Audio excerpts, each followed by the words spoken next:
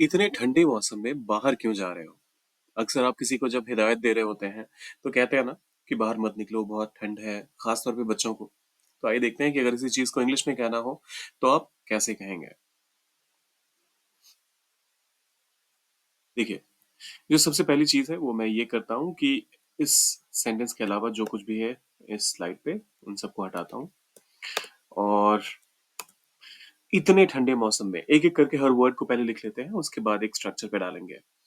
तो इतने ठंडे मौसम में के लिए आप कहेंगे इन मई के लिए इतने ठंडे मौसम सच कोल्ड वेदर।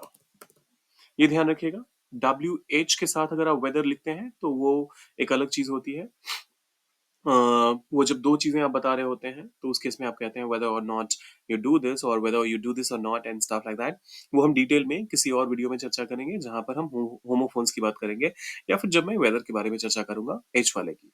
ये जब मौसम की बात हो रही होती है तो उस वाले में W के बाद H नहीं आता है। सो इन सच कोल्ड वेदर बाहर क्यों जा रहे हो? अब देखिए यहाँ पर बेशक आपको सब्जेक्ट मेंशन किया हुआ नहीं है, लेकिन हमें पता है कि जो ये बात कही जा रही है वो सामने वाले को कही जा रही है, जो सीधा-सीधा आपकी बात सुन रहा है उसको कह रहे हो। तो यहाँ पे आप सेकंड पर्सन सब्जेक्ट का इस्तेमाल कर लीजिए जो कि है यू। जा रहे हो कंटीन्यूअस टेंस हो गया, प्रेजेंट कंटीन्यूअस।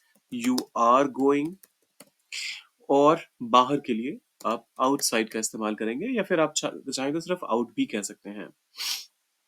और क्यों के लिए आप वाई का इस्तेमाल करेंगे। तो ये तो हो गया हमारा बिल्कुल रॉ स्ट्रक्चर में। अब हमें सबसे पहले सब्जेक्ट को लगाना है। तो सब्जेक्ट हमें पता है कि यू होगा क्योंकि हम यहाँ बात कर रहे हैं कि जाने का बाहर जाने का जो काम है वो यू कर रहा है तो इस वजह से यू। अब सब्जेक्ट के बाद हमें भी पता है कि पहले हेल्पिंग वर्ब और फिर मेन वर्ब आएगा और फिर उसके बाद कोई भी जो ऑब्जेक्ट है। तो ये पूरा ही मैं यहाँ से उठा लेता हूँ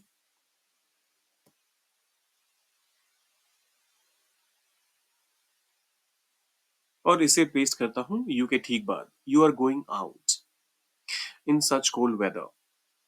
और फिर वाई। अब आपको भी पता है कि वाई अगर कभी कभी भी आपके पास क्यों वाला कोई सवाल आता है तो आप वाई को एंड में तो लिखते हैं नहीं, तो इसको हम ले आते हैं शुरुआत में।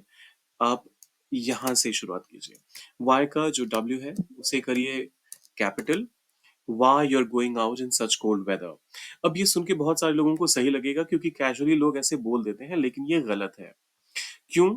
देखिए, जब कभी भी आपके पास हेल्पिंग वर्ब हो तो उसको ले आना होता है शुरू में और वाई का जो कैपिटल यू का जो कैपिटल वाई था उसे हमें करना है लोअर केस में। So why are you going out in such cold weather. इन का जो आई है वो भी कैपिटल है, उसे भी करते हैं स्मॉल।